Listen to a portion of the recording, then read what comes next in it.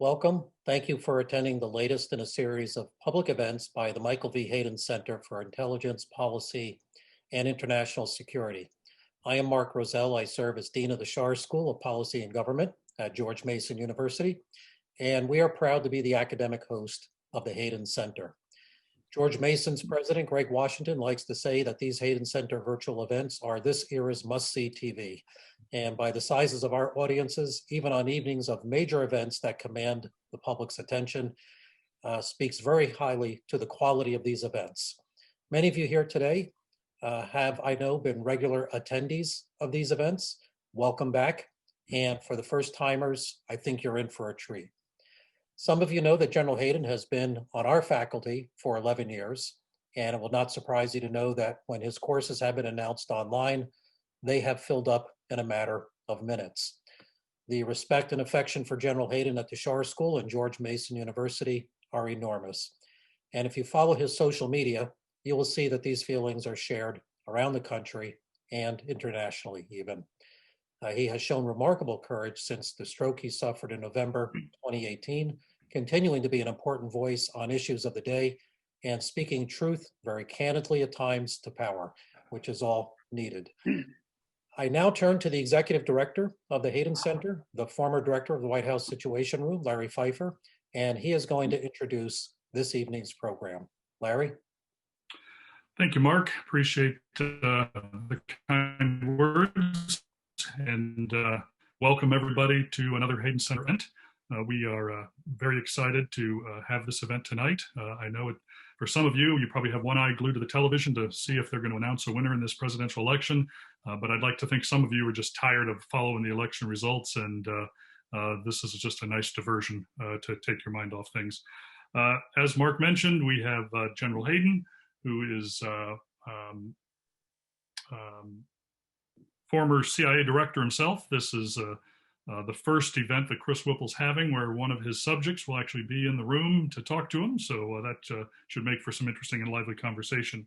General Hayden, besides being CIA director, has a long storied career in intelligence, former principal deputy director of national intelligence, the first one when the Office of the Director of National Intelligence was stood up, long-serving director of the National Security Agency, a four-star general U.S. Air Force officer. In the highest post he achieved there was running the Air Intelligence Agency. As Mark mentioned, General Hayden did suffer a stroke almost 2 years ago to this day. It was a very, very serious stroke that had him laid up for some time in the hospital. I did want to mention to everybody up front that many people who have a stroke develop a condition known as aphasia. Aphasia creates obstacles to communication that take a lot of hard work to get through. General Hayden has spent much of the last 2 years in speech therapy and language therapy, overcoming these obstacles.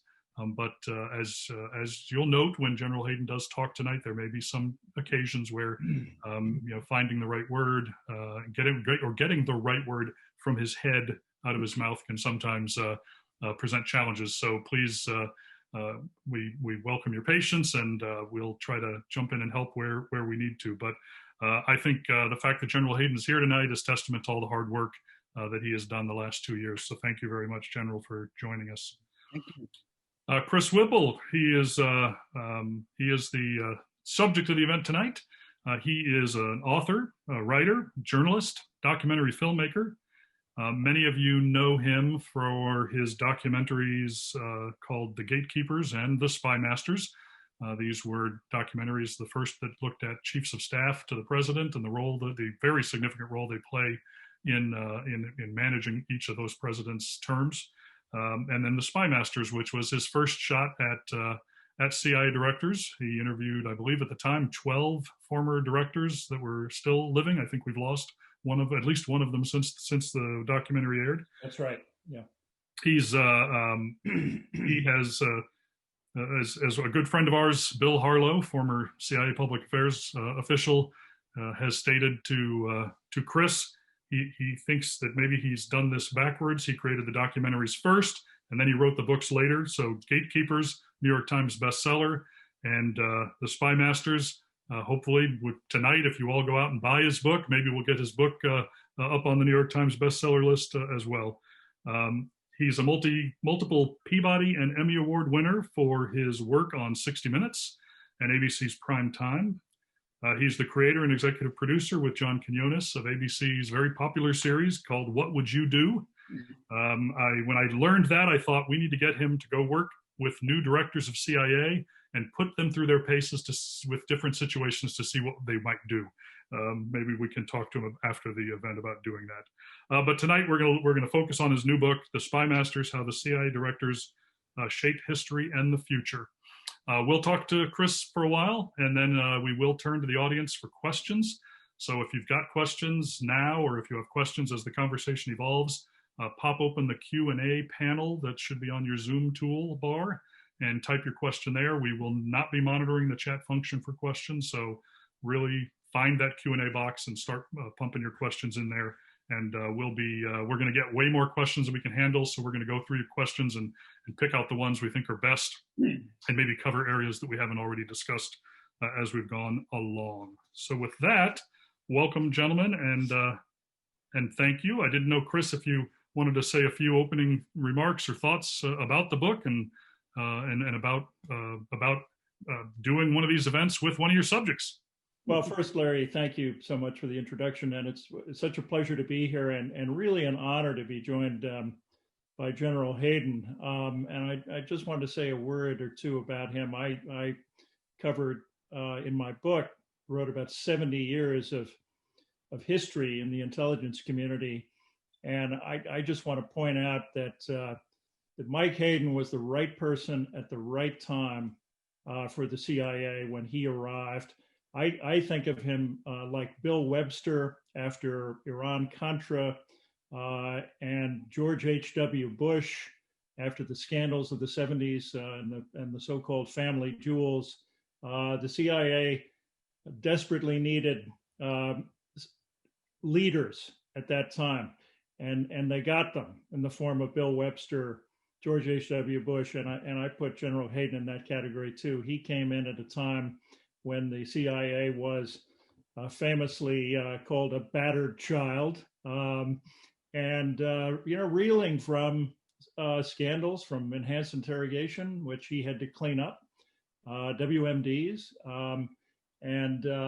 as I say, I think that CIA was lucky to have him. So with that, thank you for having me here tonight.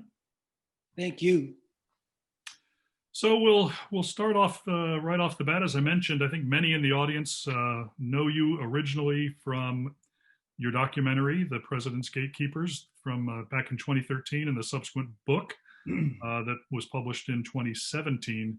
I wondered if it was working on that book that perhaps seeing the engagement between presidents, chiefs of staff, and CIA directors, if that's what got you interested in the subject of looking at CIA directors. Yeah, well, it didn't exactly work out that way. It wasn't that one book led directly to the other. But one of the things I did learn, and here's a spoiler alert about the Spymasters, some of the attributes that make great White House chiefs of staff also serve CIA directors well. And one of those, and perhaps the most important of those qualities, is the ability to walk into the Oval Office, close the door, and tell the president what he doesn't want to hear. That is quality number one for a White House chief of staff. And it turns out, I didn't know it necessarily going in, but I think I came away from this book feeling that that was an essential quality for a great CIA director. But this book really began as a documentary for Showtime back in 2015. And I felt that the documentary barely scratched the surface of this unbelievable untold story of 17 men and one woman currently, who since the mid-60s have run the world's most powerful intelligence service. And I was lucky with my cast of characters.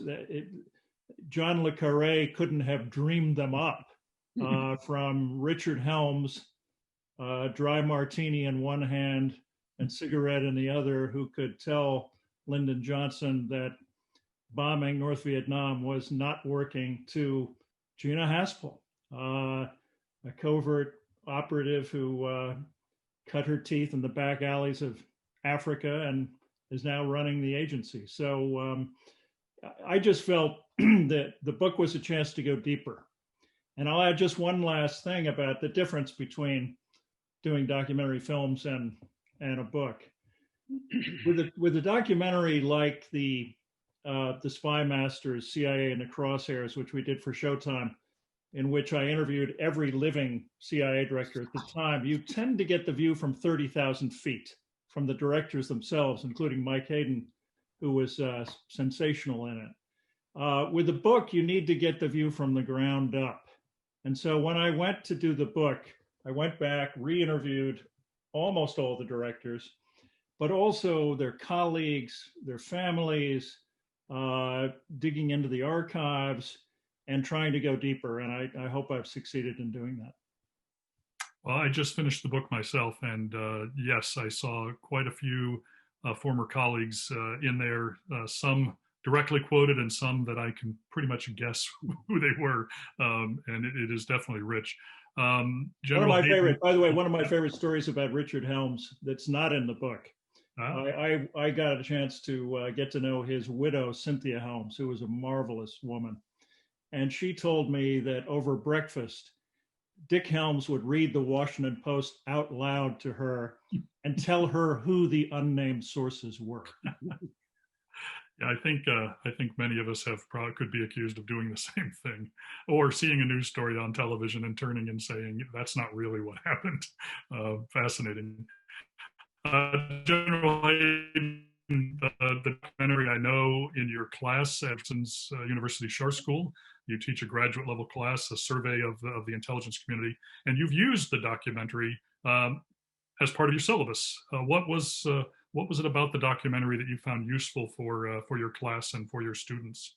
Well, it's very good, okay? And I wanted to do that, okay? And you can tell the different people, this woman or man did this and this and this and this. And so it's a very good thing. Also, too, it's interesting because everybody is different. That is extremely important. And so I thought it was a good idea to do to show them that. One thing that I think the documentary shows, and I think the book as well demonstrates, and perhaps Chris, you can comment on this, is yes, they're historical figures, but these are also they're people. They're human beings who have suffer the frail conditions of human existence. Maybe you could talk a little bit about some of that you observed. That was extraordinarily important to me. I didn't want this to be a dry CIA history, even though it's full of covert operations and espionage and spycraft and all kinds of skullduggery. I wanted to really humanize the CIA directors as much as I possibly could. And so for me, I mentioned that Helms anecdote. For me, the really revealing moments, my favorite moments are when Dick Helms comes home at night and tells his wife, Cynthia, that he has lash marks on his back, not literally, but figuratively, from Bobby Kennedy hectoring him to get rid of Castro by fair means or foul. Fast forward to Leon Panetta, who told me he was shocked by the extent to which he had to make life and death decisions every day as CIA director. And of course, he tells me poignantly about standing in Arlington Cemetery at the grave of a young CIA operative who was killed in the second worst day in CIA history at Khost in Afghanistan. And at that moment, standing at her graveside, getting word from the operations center that they had in the crosshairs of a drone over Pakistan a terrorist, but there were civilians in the shot, as he put it. And fingering his Leon Panetta, devout Catholic, fingering his rosary beads and saying his Hail Marys, had to make a decision to authorize a lethal strike or not, which he did. He authorized the strike, and some innocents were unfortunately killed. And he said, you know, Chris, all you can do is hope that ultimately God agrees with you. So I think the book, I hope it succeeds in humanizing the directors, in taking readers through those sleepless nights that they all spent. It's not a job for the faint of heart. It's not a job if you want to sleep well at night. George Tenet told me about how he tossed and turned and looked at the ceiling and wondered if he could have done more about 9/11. So thank you for the question. It's very important to me that I make these directors seem like human beings. Well, I think you did succeed in that, and I think by drawing on other individuals who worked at different levels of the organization, I think you also showed anybody who reads the book is going to walk away realizing that these people who work in the intelligence business are your neighbors. They're the folks you see on the sidelines of the kids' soccer games. They're the people you see in the aisles of the giant grocery store. And I think when people see intelligence people as human beings, I think it can help them better understand the mission of the agency. Let me just tee off on that for 1 second, because it brings us to somebody else who is speaking tonight, our current president, maybe for not too much longer. We will see. This is not the first president we've had who was convinced that the CIA was a deep state full of liberal enemies hell-bent on bringing him down. That's exactly what Richard Nixon thought of the CIA back in the 60s.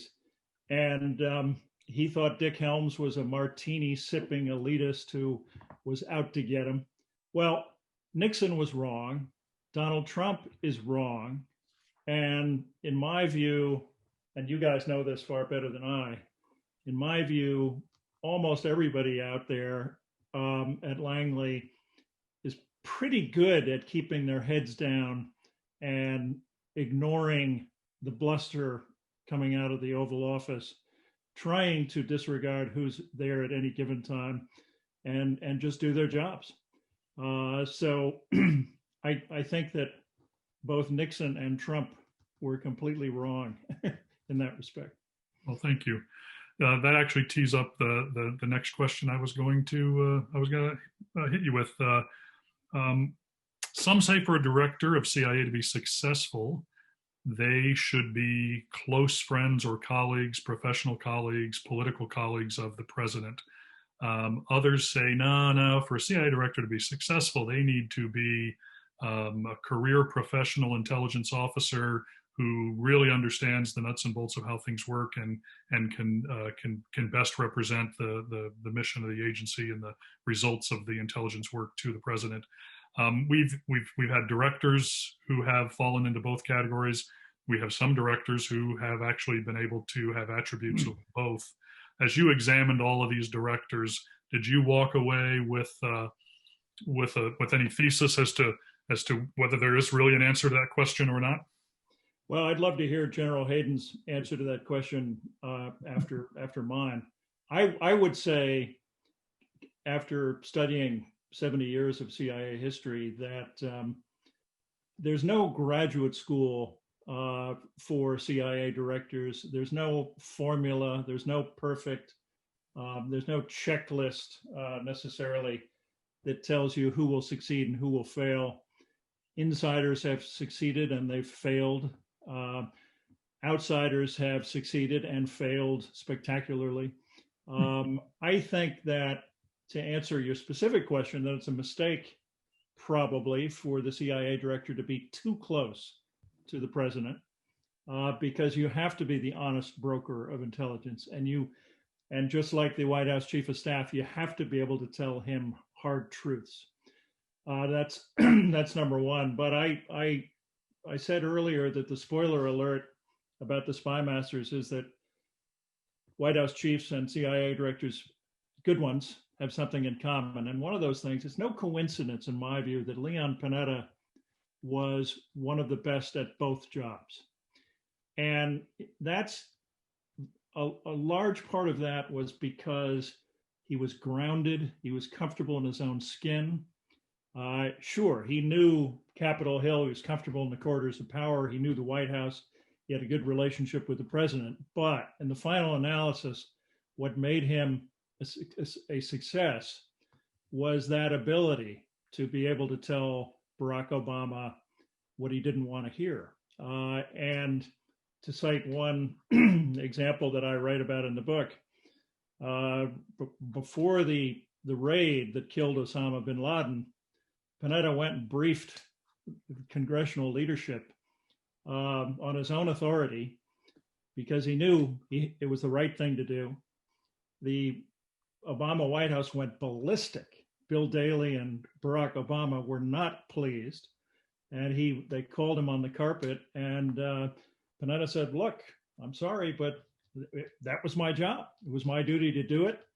And frankly, we'd be much better off if it had gone south, if the whole operation had failed, if we had Congress in our corner and briefed."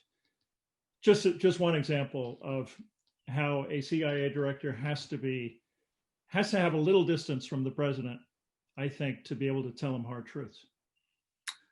And we've had some directors who have had difficulty getting that access to the president, and I think most of those are regarded as less successful directors.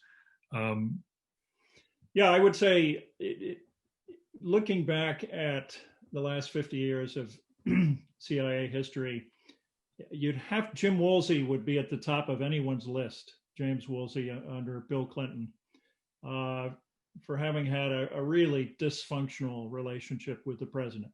For whatever reason, Bill Clinton just didn't like him. They were oil and water, and to the point where Woolsey came in and gave Bill Clinton his first briefing. It went on a little bit too long. The subject was Iran. And after he left, Clinton turned to one of his advisors and said, "I never want to see that man again." And he almost didn't. They literally had one-on-one meeting during Woolsey's entire tenure. So that's how not to do the job. When you've got to have access to the president, or the whole enterprise is for naught. I mean, you're a CIA director. You command an army of analysts and covert operatives and paramilitary warriors and lethal drones. But if you don't have the ear of the president, you really can't be effective. I think Stan Turner was another example of somebody who on paper seemed like a perfect choice as CIA director, four-star admiral, friend of the president's, graduated ahead of Jimmy Carter at Annapolis, brilliant Rhodes Scholar.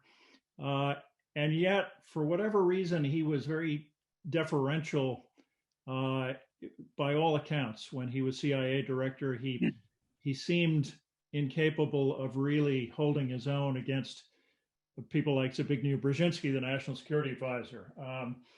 So another case where Stan Turner was really cut out of the mix. A couple of quick examples of the right way to do it. I think Bob Gates had a very good relationship with George H.W. Bush when he was president. Certainly Panetta and Obama, certainly Brennan and Obama. But I'd love to hear General Hayden's thoughts on whether you can be too close to the president to be effective. Yes, indeed. It's hard. It's very hard, but you have to do it. Okay. Leon Panetta did a wonderful job. Okay. But he also said some things. He went to the president and said, "Mr. President, you don't like this, but I'm going to tell you anyway." And that's good. That's very good. Dan Coates actually did a fine job. Unfortunately, it was in this president, and it's not too good. But he was trying and trying and trying, and actually more than most. But it was hard. It was very hard. Dan Coates paid for it in the end, as we all know, and it was really that worldwide threat assessment by most accounts that was the beginning of the end for him, when when he went and in public testified that to such outrageous notions as global warming is real. We haven't actually quite defeated ISIS yet. The Russians really did interfere in our election. And guess who didn't want to hear any of that? Well, that was the beginning of the end. Yes, indeed. And he did it. Yeah. Yes, and that was very, very good. So you mentioned the phrase honest broker. An honest broker is somebody who can go to the president and tell, the old truth to power trope that we trot out quite often when we talk about CIA directors and briefers to the president on intelligence. But another role, another place where the director of CIA plays is in the interagency policy deliberations. So you have, for example, President Bush struggling with what to do about Iraq. He commissions a group of people to provide him with a review of the war so far. They come to him with a series of recommendations. He then has there's principal committee meetings, there's NSC meetings with the president himself. Some people would argue that, and some directors have actually argued that a director of CIA shouldn't even be in the room when those policy discussions are happening.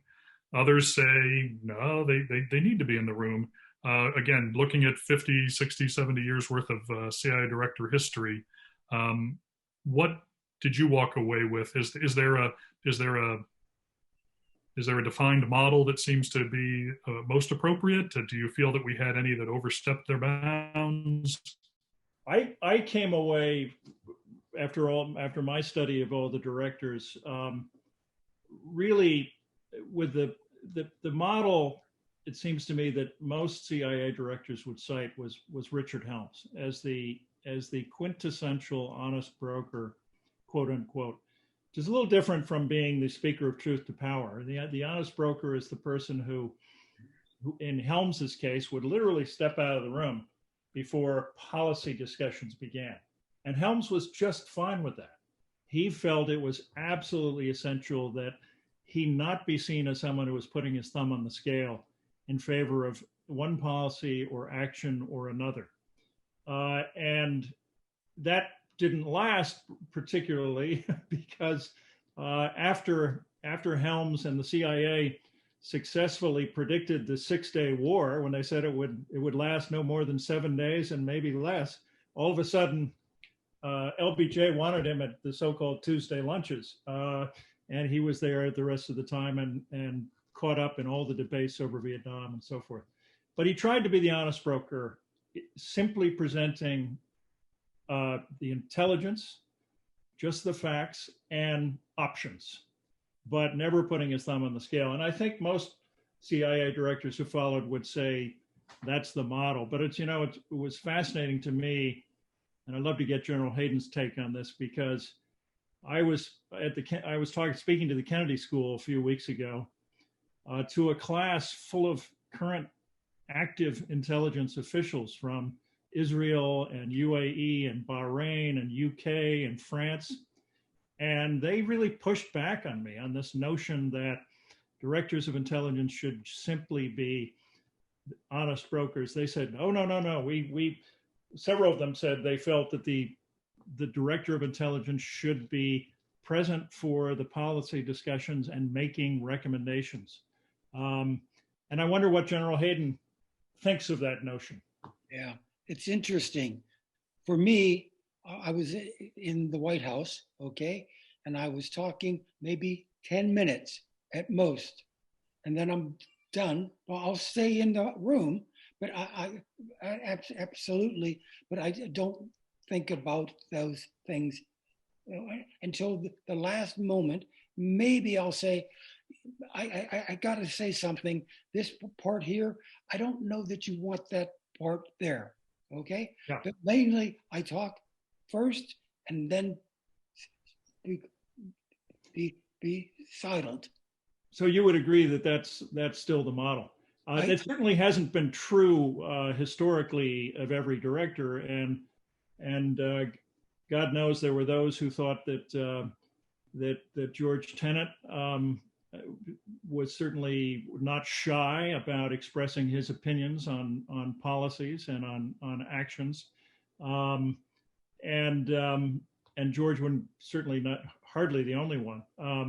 So it's not a model that is always followed, but it has always struck me as a model that is useful. Well, for me, sometimes I would say, let's talk to Hadley, please.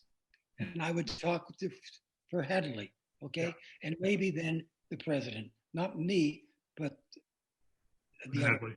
Yeah, exactly. Yeah, so I think it's important, and I think General Hayden would agree that, as he stated, that the director remain in the room for the policy discussions, because it can result in better intelligence if he then can return to CIA and talk to the analysts about what was being discussed. It can then help them deliver more refined, more specific intelligence. And the director can then go to the next meeting with information that looks at the consequences of different policy recommendations.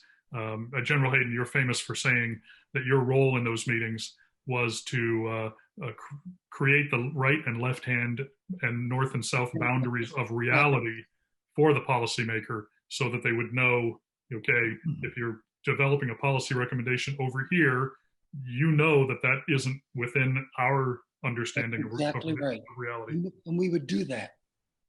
Right. Yeah. So let me, can I just follow up on one thing here? So I mentioned George Tenet, and I want to just say something about Tenet and his remarkable tenure. I mean, I think of him as kind of an almost Shakespearean character, George. And imagine having on your watch the walk up to 9/11, the enhanced interrogation program, the CIA-led invasion of Afghanistan, and all of that just a warm-up for WMDs. The longest tenure since Allen Dulles. George Tenet is one of the fascinating characters, and of course, he very rarely gives interviews, and sat with me for almost 5 hours in our first session, and we covered everything. I think that George is certainly at the CIA one of the most popular directors, along with Mike Hayden and Leon Panetta in modern history. I think outside of the CIA, the perception of George Tenet is WMDs, which is unfortunate and unfair, because he was also, prior to WMDs, seems to me the right person at the right time at the CIA, when it was practically in Chapter 11 bankruptcy, neglected at the end of the Cold War. He really brought it out of, he really built it up and restored morale. And I tell the story in the Spymasters of how he and his lieutenants, Cofer Black and Rich Blee, in July of 2001, went to the White House and warned in no uncertain terms that Al-Qaeda was about to attack. They didn't know exactly when or where, but they knew it was coming and thousands of Americans would die. And that was a case of, the CIA, of course, always gets blamed. There are only, as they say in this town, there are only policy successes and intelligence failures. But that was an intelligence success and a policy failure, in my view, even though they weren't able to pinpoint exactly where the attacks were coming. I don't think Tenet and his gang get enough credit for that. So you mentioned covert action. Covert action is part of the president's policy toolkit. He can do diplomacy, he can do economic sanctions, he can do warfare, military action, and then there's always covert action. I had the pleasure, besides working directly with General Hayden, I got to work directly with John McLaughlin when he was acting director. And he told me one day, and this was at the close to the end of the Bush administration, he said, the further you get into an administration, the more everyone around the table looks to the CIA director to come up with some kind of covert action plan for solving this intractable problem. In your review of the history of CIA directors, what examples did you see of this kind of well, just covert action in general, of the different directors' approaches to covert action, and then the reliance or desire of presidents to use covert action? Well, the book is full of tales of covert operations, some of them hair-raising. One of them, an operation General Hayden probably will once again refuse to tell me about tonight when I ask him. But we'll get to that in a second. Bob Gates told me that he said it never failed. When we'd be sitting around talking about options, and the military would say, let's give it to the State Department, let's solve this through diplomacy. State Department would say, let the military handle it. And when that failed, everybody would say, let's give it to CIA, let them do it as a covert operation. Richard Helms, to go back to the quintessential old school CIA director, Helms was a real skeptic of covert operations. He felt that they were often ineffective. They often boomeranged. I think during the Eisenhower era, there was a kind of reliance on covert operations, and certainly the case of overthrowing Mossadegh in Iran and the overthrow of the Guatemalan government gave everybody a kind of false sense of covert operations as a magic bullet. But Helms was smart enough to know that covert actions usually fail. And there are so many examples, Bay of Pigs certainly being the principal one, the biggest fiasco.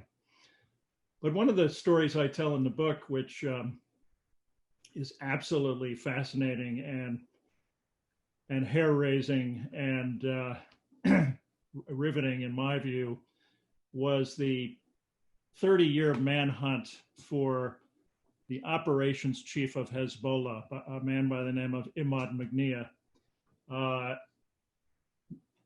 No CIA directors will talk to you about Imad Magnia to this day, including General Hayden, and which just makes the story that much more fascinating.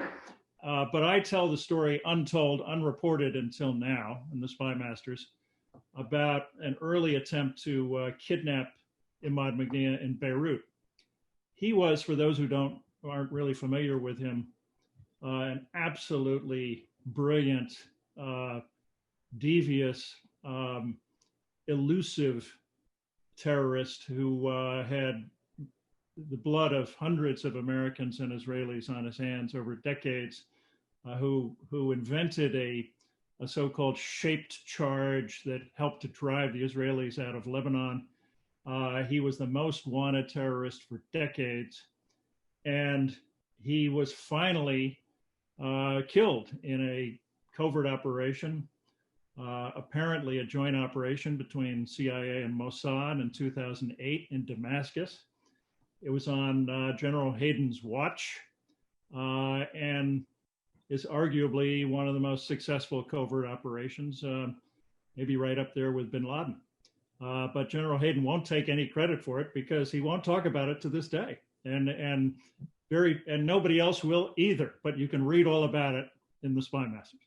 Well, it does make it for a fascinating tale in your book. And I think we could definitely say that he was a very bad, very evil man, and the world is probably a better place without him, and just leave it at that. Well, it's a fascinating story, and in my view, there isn't enough. One of the stories that I tell is that while Imad Magnia was under surveillance shortly before he was killed, CIA and Mossad noticed that someone else had walked into the shot, as it were, and it turned out to be, guess who? General Qasem Soleimani, who was ultimately killed in January of 2020 in a lethal drone strike by the Trump administration. He actually was walked into this situation in Damascus with Imad Magnia, but the U.S. but the Israelis and CIA decided not to take the shot and take him out at the time. That's the story I report in the book. In my mind, there hasn't been nearly enough discussion, and there needs to be more debate about the rules for engagement in targeting foreign leaders. As you guys well know, there are executive orders going back to 12333 under Reagan that ostensibly prohibit the assassination of foreign leaders. And our news cycles are such these days that there was almost no discussion of it or debate about it in January when General Soleimani was targeted by the US. And I think it's a story that needs to be talked about. Yeah, there are definitely a lot of lawyers in this town who have spent time examining these issues, and they definitely are fraught with issues of law and issues of morality, for sure. General Hayden, any comments broadly on covert action as something CIA directors need to be involved in with the president? Yeah, it's very important. And most of the time, I would talk to the president, okay, one-on-one, and say, what about this? What about this? I don't think that's right, and so on. One day I was at Camp David, okay, right before Christmas. And there was a problem. And I walked into the president and said, we got to talk about this, okay? And we talked about it for an hour. And then I said, okay, I'll look at it again. But really, the president said, what do you think we want to do? Just tell me and we'll do it. And then we walked in back to CIA and we did an operation. And I won't talk about it, but that's the kind of one I want to say. You have to talk to the president directly. Yes. Isn't it also true, General Hayden, that you also have to talk to the Gang of Eight? Yes, absolutely. Covert operations in Congress. Exactly right. Exactly right. And it was very interesting for me to tell the president to say, okay, tell them right now, and maybe we'll do it.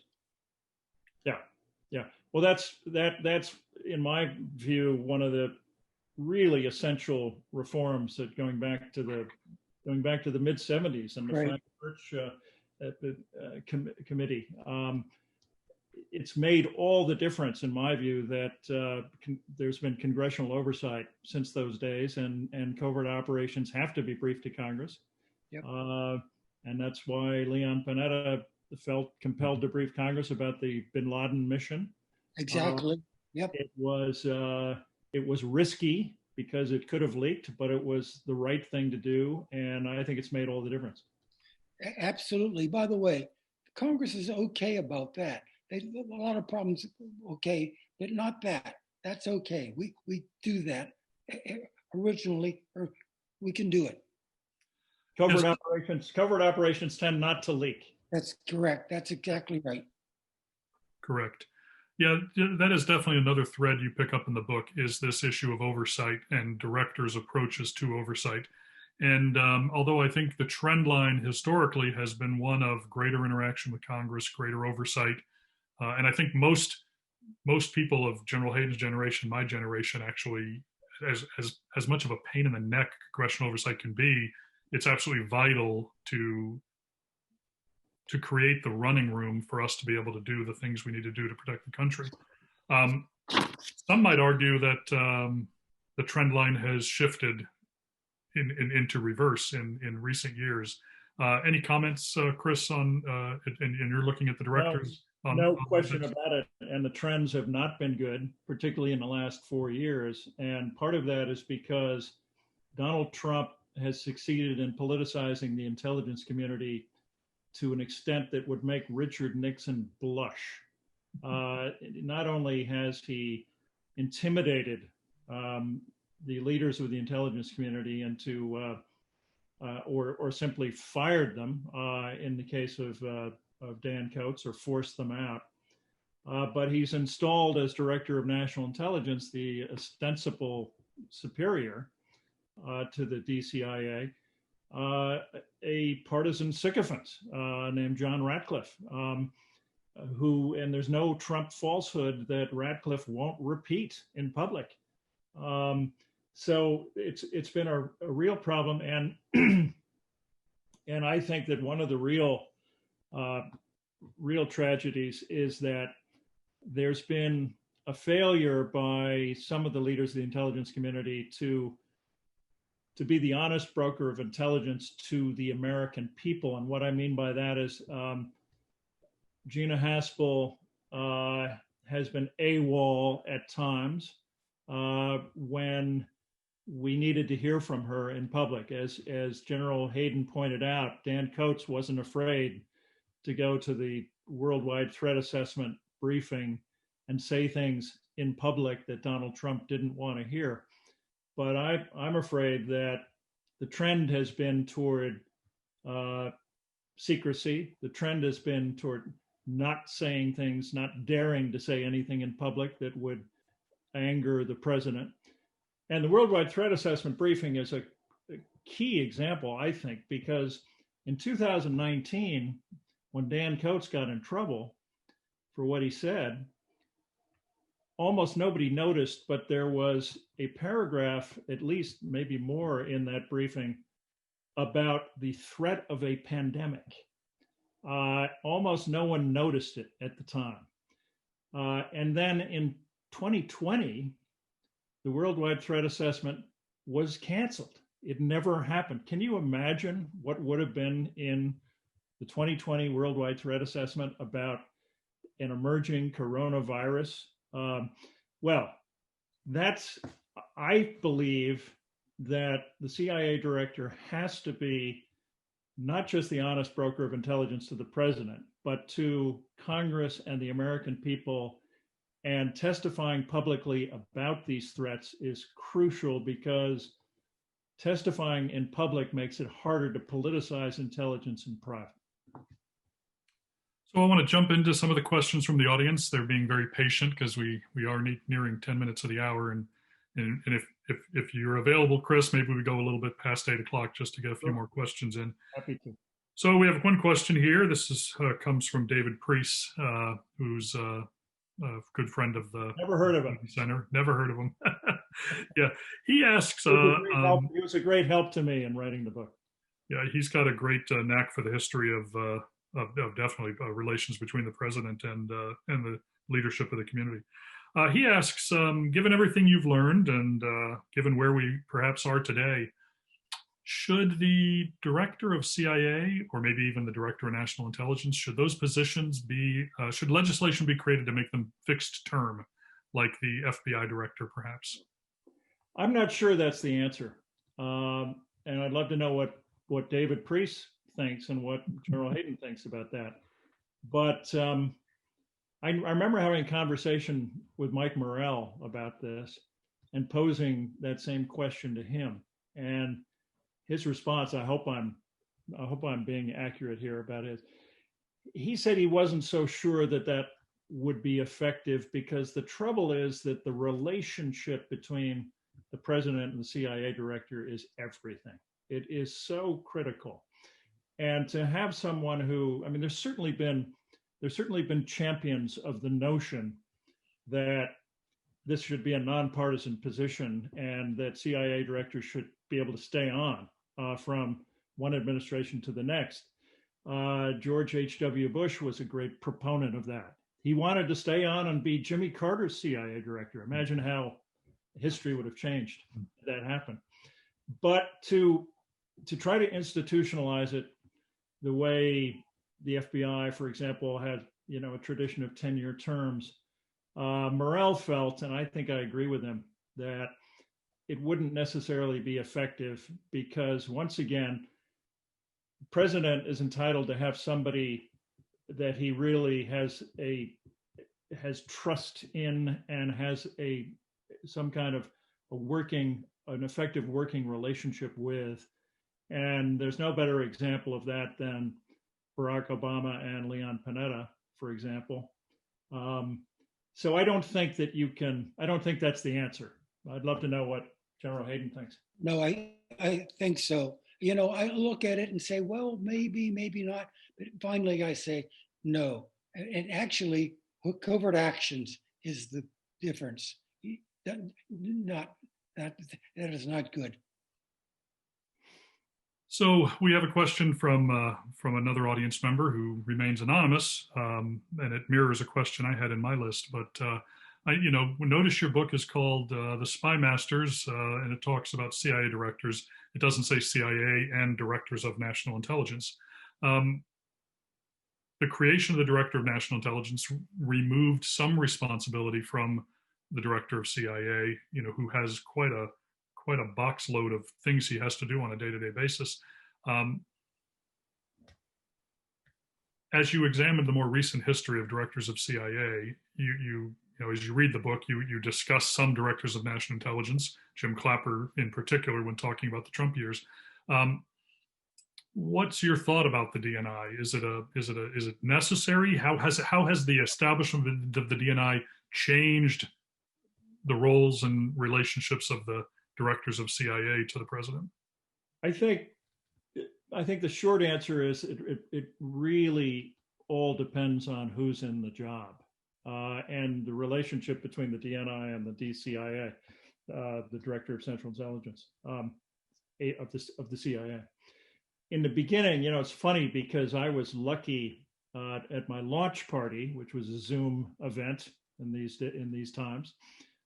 John Brennan and Jim Clapper tuned in, and among others. And somebody asked me this very question, and I started to talk about how in 2004, when the DNI position was created by Congress, because Congress felt essentially that it had to do something after 9/11, that it was a muddle and that it just was confusing and it muddled lines of authority. And in the beginning, I do think it was rocky. And I certainly talk about the troubles that Leon Panetta and Denny Blair had, for example, when he was DNI. And all of a sudden, Brennan's hand goes up, and then Clapper's hand goes up, and they came in and they jumped all over me. And their point was that they thought they had a great working relationship. And Brennan said, I was killing myself running the CIA. I could never have done it without this guy, Clapper, having my back as DNI and coordinating all of those other intelligence agencies, the 17 agencies that we have. And so I conceded that when you have the right people in those jobs, I think it can work, and God knows running the CIA is enough for anybody to have on his plate. That's exactly right for me too. So I'm glad of that. And as a reminder, General Hayden is one of the only who served as a leader in the DNI and then subsequently served as a director of CIA who had to work with the DNI. And I will admit it was in still the early days, and sometimes we were accused of changing our view on things once we were sitting over at CIA. But, unfortunately, that whole hierarchy is broken at the moment, because we have the least qualified person imaginable as DNI right now, John Ratcliffe, who, as I say, there's no Trump falsehood he isn't proud to repeat, and he's certainly willing to be deployed as a partisan weapon by Trump and to declassify everything that Trump wants to go after his political enemies. So it's a mess right now. It needs to be fixed. So tying together a few audience questions, it looks like if you believe what the news is telling us right now, that we're going to have a President Biden come January of 2021. He's someone who's got a lot of experience dealing with intelligence, both from a congressional perspective and then as vice president for 8 years. And he probably already has a good idea who he's going to choose to be CIA director or what he wants in a CIA director. But if somebody called you and said, hey, you got 5 minutes with Joe Biden, Mr. Author of this great book on CIA directors, what would you tell him? What would you tell him he should be looking for and he should make sure to do and then make sure to avoid? I guess I would say you don't need my advice, Mr. President, on whom to choose, but as you consider your list of candidates, and I'd love to know who you think is on that list, but as you consider your list of candidates, in addition to looking for somebody with whom you have a working relationship, someone you trust, someone who's knowledgeable about intelligence, someone who can find his way around Capitol Hill and defend the agency, make sure you find someone who will tell you what you don't want to hear. Period. That's it. That's exactly right.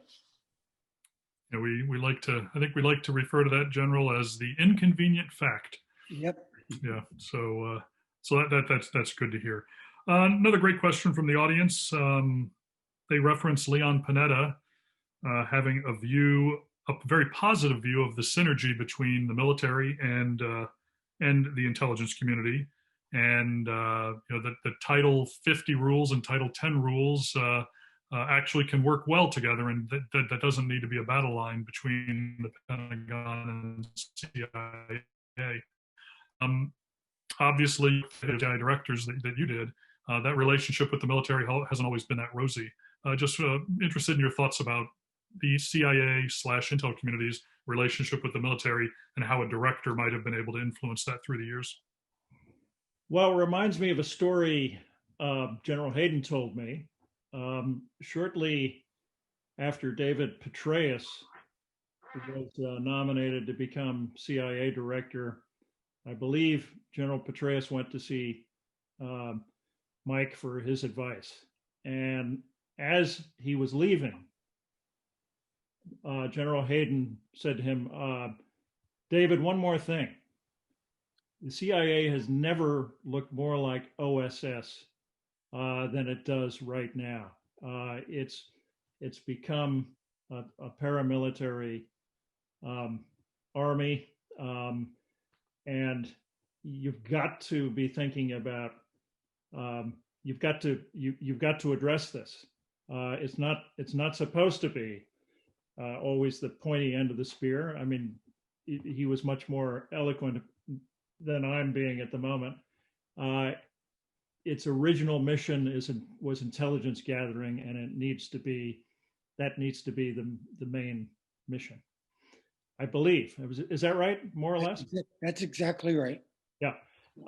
And so this has been, to use that awful cliche, this has been a battle for the soul of the CIA since 9/11. It seems to me there's been this real tension, and you guys know it far better than I, but from what I can gather from the outside, it seems to me there's been this real tug of war between those who think that the CIA should be focused principally on intelligence gathering per se, and those who think that it should be a paramilitary killing machine. And it's both. There's no question about it. And the question is, what's the balance? And I think it was a real struggle during the Obama years. The irony is that you had a constitutional law professor, a Nobel Prize winner, who presided over a dramatic increase in lethal drone warfare. And I think Obama wanted to wrestle this issue to the ground. I think he wanted to transfer lethal drone warfare out of the CIA and back to the military, but he never really solved it, and it hasn't been. It's a question that still resonates.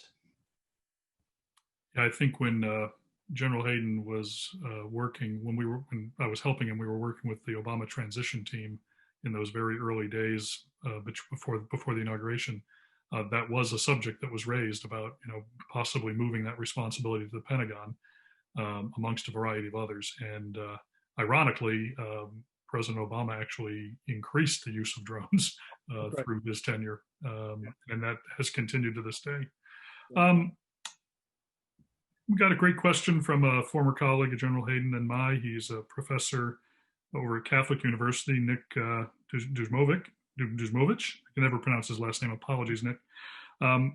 He's a former CIA staff historian, so he's got kind of a historian-related question, and I did have this in my list of questions as well. Like trouble. Okay. So, as you approach this job, did you interact with CIA itself? Did you work with their staff historians? Did you run into any problems? You clearly aren't a former employee, so you didn't maybe have the PRB issues, Publication Review Board issues, that others like General Hayden and I might have. And did they steer you to perhaps secondary sources that maybe proved to be most useful? I did get some help from CIA and from the current CIA, and spoke to David Robarge, who was a great resource, and dealt with the Public Affairs Office, and they tried to be helpful. My big disappointment was that I couldn't get Gina Haspel to sit down and talk with me. I think we've had the same problem. And nor would Mike Pompeo agree to talk with me, which I really think is unfortunate, because the great ones, the really good directors, from Helms to Mike Hayden, were not afraid to take tough questions. And I think it's important in a democracy that CIA directors do that, and not just show up for the WWTA, the Worldwide Threat Assessment, before Congress, but talk to the press from time to time within reason. Neither Haspel nor Pompeo would do it, which I think is really unfortunate. I'll tell you a quick story about that I found fascinating as I did my research. I think some people might assume that you go into this doing a book like this and certain stuff is classified and everything else is sort of fair game. And that's really, it's not that simple, frankly. It sort of depends on whom you're talking to, and it depends on the personalities of the directors. Quite frankly, when I asked David Petraeus, and David Petraeus was generous with his time and his insights, and I did several sit-downs with him and found him to be fascinating and forthcoming. But when I asked him about so-called signature strikes, which are, of course, lethal drone strikes on suspected terrorists whose identities may not be known, he practically jumped out of his chair and ran for the exit.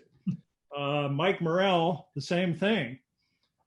Whereas Mike Hayden was perfectly willing to talk about it up to a point, because frankly, I think he just felt that this is something that's in the public domain, and therefore we should try to explain it.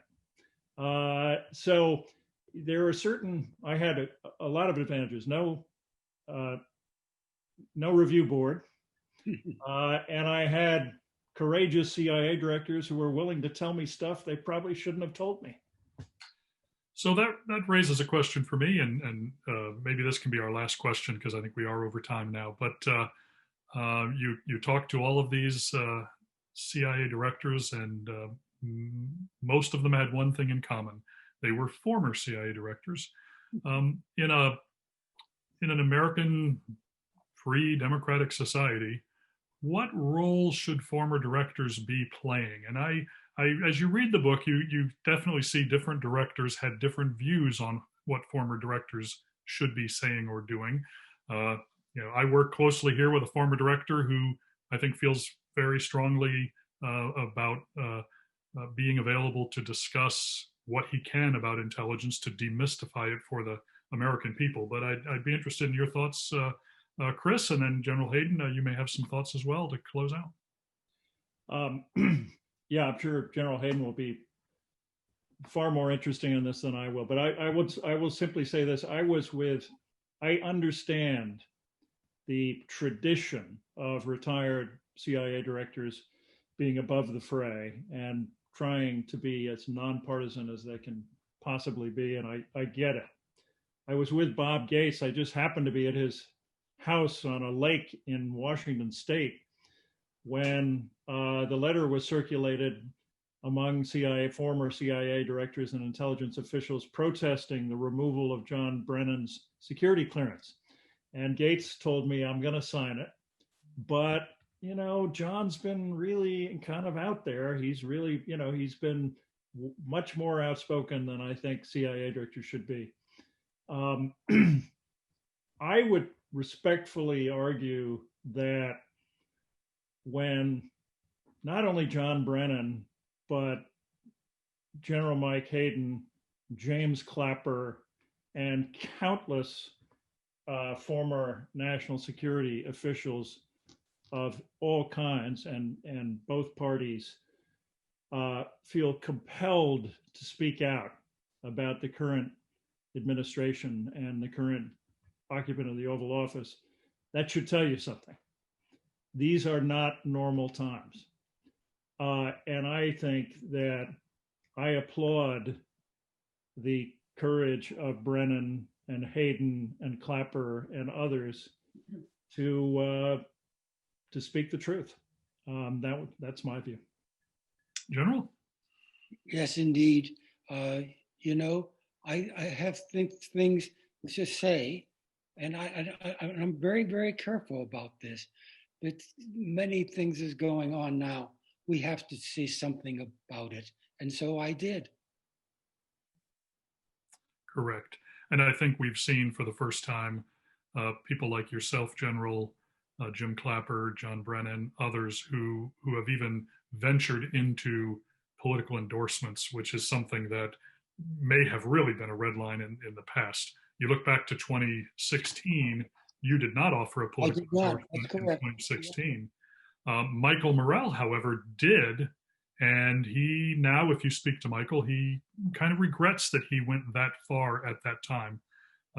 It's fascinating. I imagine we've got a great Schar School student out there who could write a graduate paper or a PhD dissertation on the roles of former Intel leaders in civic society. So maybe we could encourage them to do that. I would just like to go ahead and close out. I think Mark will probably pop back on the screen here in a moment. There he is.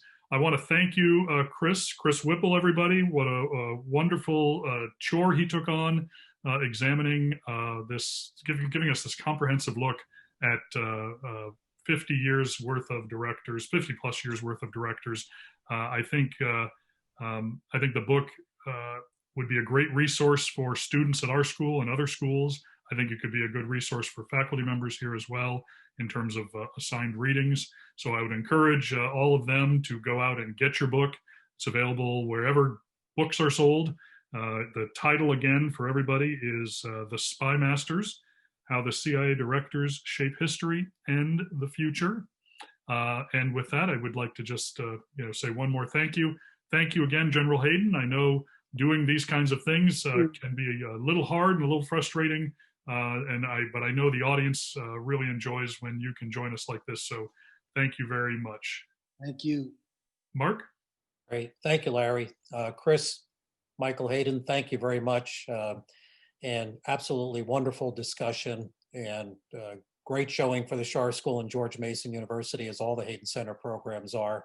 My appreciation to the over 200 people who stayed on for this program while something else is going on in the news that could have drawn their attention in a different direction. And I was a little conflicted myself whether I should be multitasking here, but I just got so interested in what was going on with this program, and I knew the rest could wait. We're still gonna wait a little while for the official word to come on the presidential election. I do want to point out just very quickly that the Schar School has a wonderful, highly ranked graduate studies program in international security studies, and that we have received a very generous donation from the Diana Davis Spencer Foundation for scholarship money for those who would like to study in our master's degree program in international security studies. So If you know people, spread the word. It's a really great opportunity, and we have, I think, the best program in that field. So with that, I want to say good night. Thank you again, and let's get back to watching the cable networks and see what's going on there. Good night. Thank you all. Thank you, Chris. Thanks so much. Thank you, Chris. Thank you. Thanks, Mike. Thanks. Good to see you. Thanks, everybody.